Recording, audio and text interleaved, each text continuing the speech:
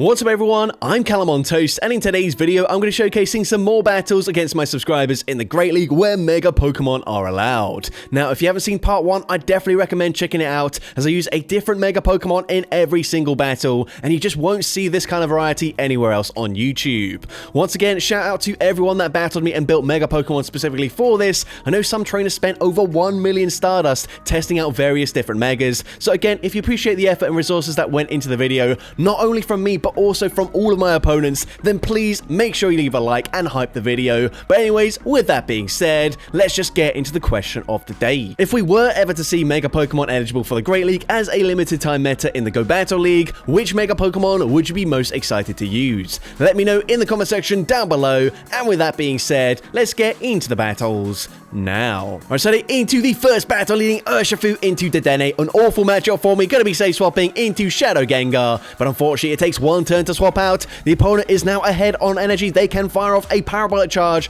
grabbing an early shield advantage before swapping into Mega Medicham, and even though they're running Psycho Cut, this is not a good answer. We fire off Shadow Punch number 1, we're already at Shadow Punch number 2, and if they commit to a full farm down, Shadow Gengar is gonna reach another Shadow Punch here. I don't need to hit all the bubbles. This will still be enough damage to take out Mega Medicham, but we're still not in the clear as they come back in with Dedenne. Once again, they can outpace me as it takes one turn to swap out. And remember, they did actually overfarm as well in that lead matchup, so I'm only going to overfarm slightly here. Fire off a Shadow Punch. Shadow Punch gets the KO, but their final Pokemon is a Fearow. We've only got double resisted charge moves, but the opponent makes a huge mistake. They throw on CMP. Shadow Ball still does about 50% of their HP, and we lock them into a charge move. If they committed to a farm down there, we certainly lose this game, but I still need to make a catch onto my Gengar, catching, of course, another Jolpeck, and now we're 2 away, from an Aqua Jet. We actually don't even get there as we get the counter farm down,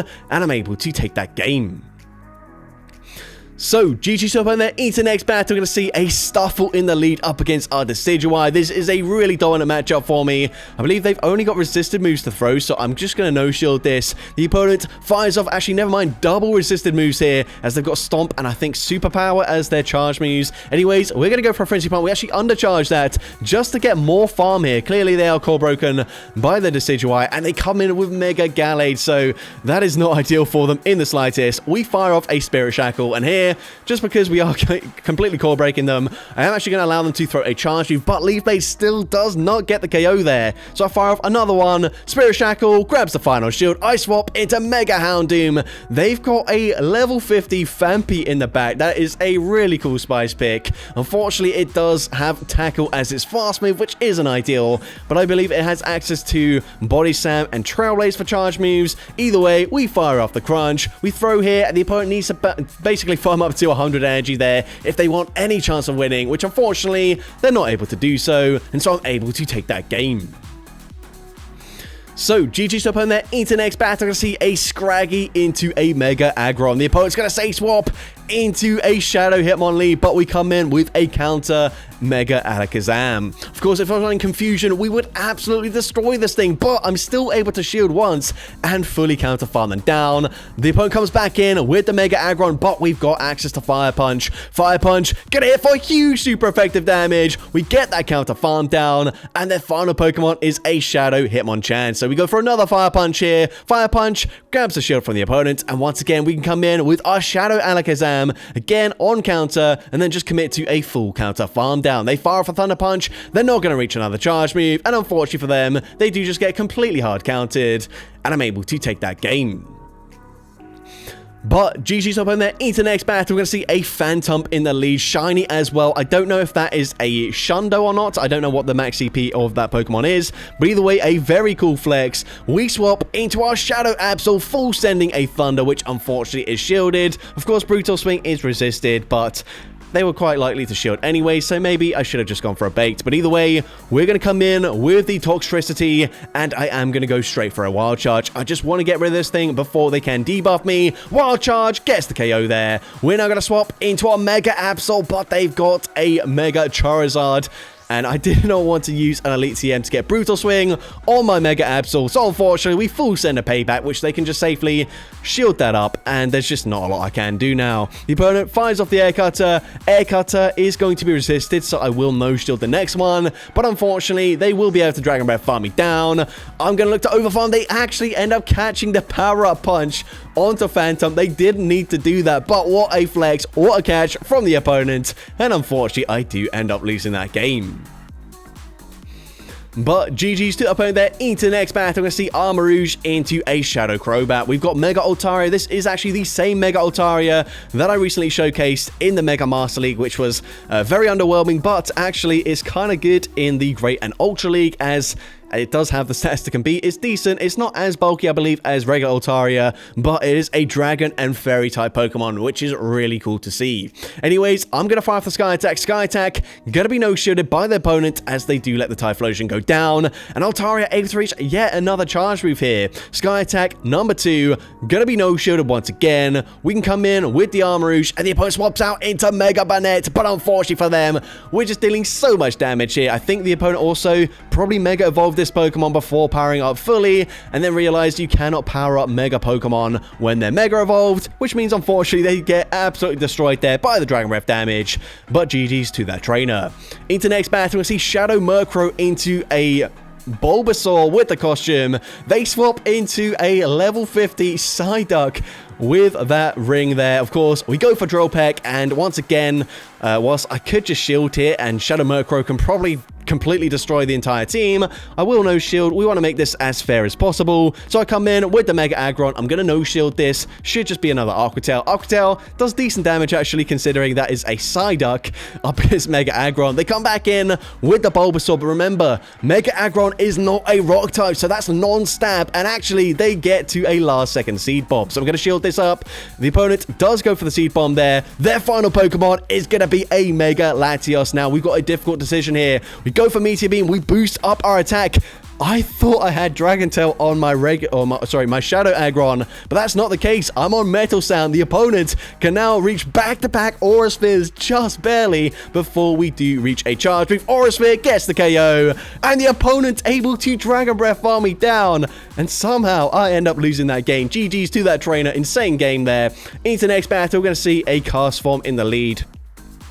Now, probably should have stayed in a little bit longer there, as I do actually resist the Hex damage, double resist it actually on my Fearow, but we swap into Lucario, and we are met with a Mega Sableye. Now, Mega Sableye actually has probably slightly better stats than the regular Sableye, which is cool to see, which is why it would be cool to use this Pokemon in the Great League. But either way, we go for Aura Sphere. By the way, Aura Sphere and Thunder Punch do the exact same amount of damage when one is resisted and the other is neutral, or when one is super effective and the other is neutral. I mean, when the Thunder Punch is the sort of better typing one, because the stab of that Aura Sphere and it just being a better move does mean that they deal the same damage. But anyways, enough about that. We are going to come, well, sorry, they're going to come back in with that Cast Form, so I'm going to fire off a Drill Peck. Drill Peck's going to do decent damage here, and actually puts them into range where I can snipe with my Mega Lucario, and they've got an ABB style team of their own, but actually not double Sableye. Instead, they are running Spiritomb in the back. Now, my Mega Lucario is on Shadow Ball. We full send it. Unfortunately, it does get shielded, but it doesn't really matter. They have to full send a Shadow Ball of their own, which means we can come back in with the Fearow, fire off that Drill Peck,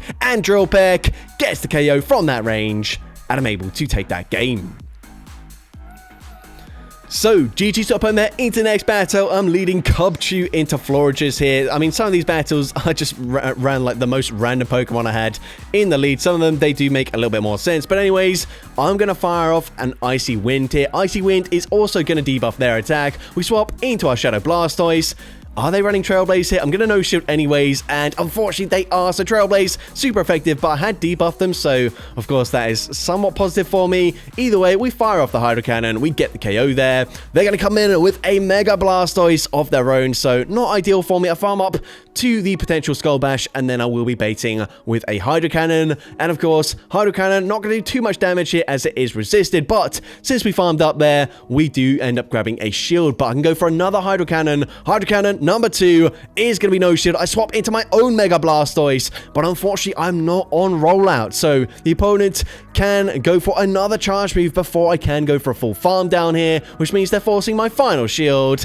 And their final Pokemon, they're running double rollout in the back with Dunsparce. And unfortunately, there's just not much I can do here. We fire off the Hydro Cannon. Hydro Cannon is going to be shielded. Of course, all shields are down on my end. Rock Slide gets the KO there. And Cubchoo not tanking these rollouts particularly comfortably. We swap out, we do bank the charge move. The catch doesn't work out for me. Doesn't really make a difference anyways. Ice Punch, nowhere near enough damage to get the KO there. But of course, anything they throw, even if they fully undercharge, is taking out our 1 HP Cubchoo. And unfortunately, I do lose that game.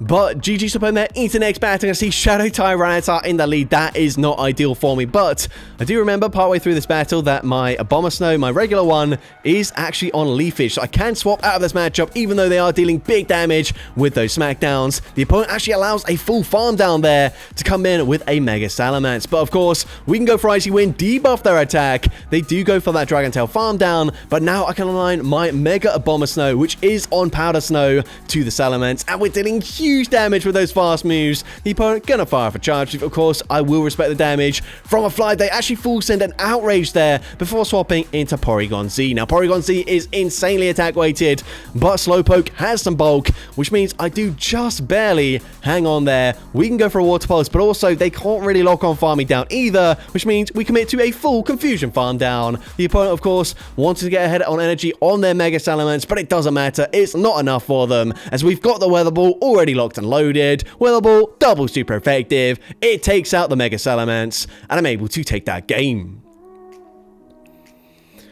So, GG's up on there into next battle. We see Shadow Palkia into Shadow Lugia. Not ideal for me, so I'm safe swapping into my Shadow Scizor, and I'm met with a Mega Swampert. So, of course, we've got access to Trailblaze. I'm going straight for it. Trailblaze is going to be shielded by the Swampert, but of course, we boost up our attack, and we put them into range where even a Night Slash will be enough damage to get the KO, especially with that boost. So, we go straight for that Night Slash. Night Slash does take out that Mega Swampert. They're going to come in with Hisuian Samurott, and I can reach another Night Slash. The opponent probably knows this is just the Night Slash there, so they do no shield that. But that's fine with me. I kind of wanted that, because now we can go for another Night Slash into Lugia coming back in. Night Slash, going to be shielded. We swap into Mega Scizor. And I'm definitely just going to shield the first charge move. The opponent is going to go for a Sky Attack there. They definitely should be running Fly nowadays, as it is just a better Sky Attack. But either way, X-Scissor gets the KO there. They come back in. They can fire for Dark Pulse. Dark Pulse doesn't quite get the KO there, but they get more farm. But it doesn't matter. A couple of Dragon Breaths gets the farm down, and I'm able to take that game.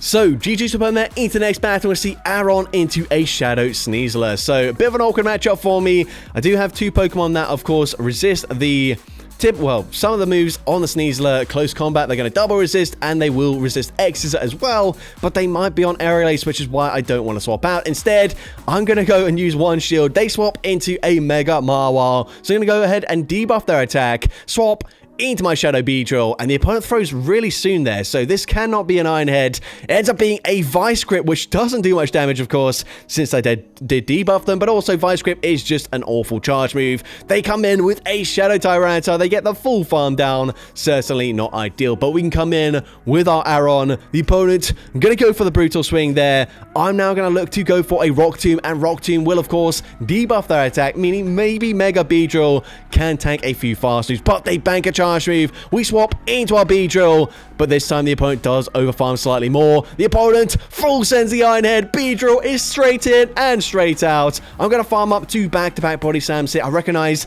this is going to be a Vice Grip. It's double resisted, meaning I can go for the Body Slam, but Shadow Tyranitar, I believe, did bank a charge move, and Body Slam is resisted anyways. It probably doesn't take out Tyranitar from that range, but Brutal Swing takes out my Aron, and unfortunately, I do lose that game. So, GG's up on there into the next battle. We see Dwebble into Greninja. Not a great matchup for me, so I'm safe swapping into Heracross, and the opponent comes in with a Tentacruel. So, not ideal for me. I wish I was running coverage like Earthquake. That would be really nice here. But we go for Rock Blast. Rock Blast really does not do much damage. Maybe should have gone for close combat there, but either way, the opponent fires off the Scald. Scald gets the KO. We can come back in with the Dwebble, and whilst Scald is going to hit for super effective damage, we do at least resist the fast move damage here, so I should be able to tank this and still fire off a Rock Tomb.